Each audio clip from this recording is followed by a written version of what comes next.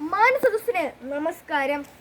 ദൈവം സ്നേഹം കൊണ്ട് ഭൂമിയെ ചുംബിച്ച രാവാണ് ക്രിസ്തുമസ്. നമ്മെ കാണാനും കേൾക്കാനും നമ്മുടെ സുഖദുഃഖ അനുഭവങ്ങളിൽ പങ്കുചേരുവാനുമായി അവിടുന്ന് സ്വർഗം വിട്ടിറങ്ങി വന്ന ദൈവ സ്നേഹത്തിന്റെ വലിയ സാക്ഷ്യമാണ് യേശുക്രിസ്തുവിന്റെ മനുഷ്യാവതാരം. ക്രിസ്തുമസ് പ്രത്യാശയുടെ വെളിച്ചമാണ് നമുക്ക് നൽകുന്നത്. ജീവിതത്തിൽ തകർച്ചയുടെ നീഴ്ചുഴികൾ ഉണ്ടായേക്കാം. നാം ഇന്ന് കോവിഡ്-19 ഭീതിയിലാണ്.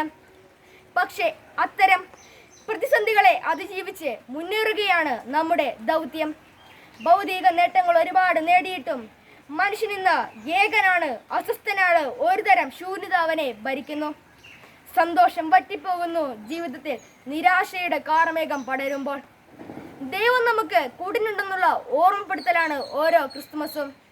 ആരുമില്ലാത്തവർക്ക്, ഹൃദയം തകർന്നവർക്ക്, നിരാശയിൽ കഴിയുന്നവർക്ക്, സമൂഹത്തിന്റെ പിന്നാമ്പുറങ്ങളിൽ കഴിയുന്നവർക്ക് ഈ ക്രിസ്തുമസിനെ കൊടുക്കാനാവുന്ന ഏറ്റവും അമൂല്യമായ സമ്മാനം നാം അവർക്ക് തുണയായി ഉണ്ടാകുമെന്ന ആശംസയാണ്.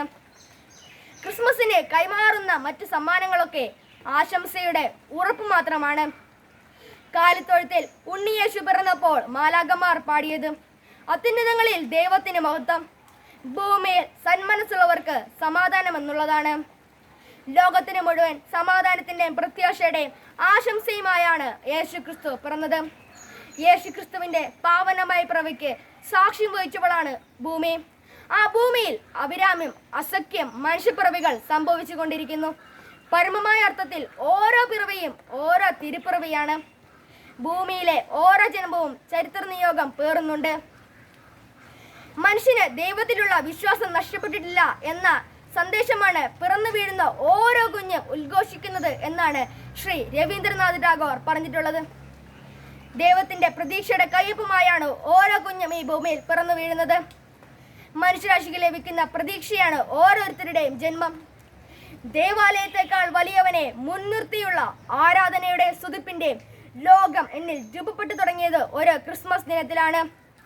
എനിക്ക് ക്രിസ്തു കാരണത്തിലേക്കുള്ള വഴിയും വാതിലുമാണ്. പ്രശസ്ത നിരൂപകനായിരുന്ന ശ്രീ KP അപ്പന്റെ വാക്കുകളാണിവ. സകല ജനതകൾക്കും വേണ്ടിയുള്ള സന്തോഷത്തിന്റെ സദ്വാർത്തയുമായാണ് യേശു ക്രിസ്തു പിറന്നത്. അതുകൊണ്ട് തന്നെ ക്രിസ്മസ് സന്തോഷത്തിന്റെ ദിവസമാണ്. ക്രിസ്തുമസ് മതസൗഹാർദ്ദത്തിന്റെ തിരുനാൾ കൂടിയാണ്. നാനാജാതി മതസ്ഥർ നക്ഷത്രങ്ങൾ തൂക്കിയും കരോൾ ഗാനങ്ങൾ പാടിയും ക്രിസ്മസ് ആഘോഷിക്കുമ്പോൾ മനുഷ്യരെല്ലാവരും ഒന്നാണെന്ന വിശാലമായ കാഴ്ചപ്പാടിലേക്കാണ് നാം എത്തിച്ചേരുന്നത്.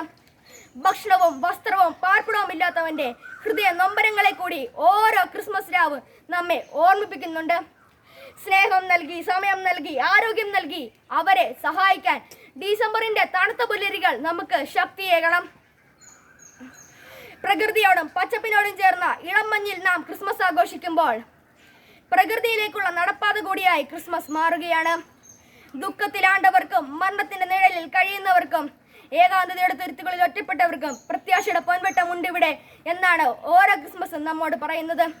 സമാധാനം നാം ആഗ്രഹിക്കുന്നെങ്കിൽ ഒരു നല്ല മനസ്സ് രൂപപ്പെടുത്തുക. മനുഷ്യൻ മനുഷ്യനോടും പ്രകൃതിയോടും മുഴുവനായി സമാധാനത്തിലാവുക എന്ന ശാന്തി മന്ത്രമാണ് നാം ജീവിതത്തിൽ പകർത്തേണ്ടത്.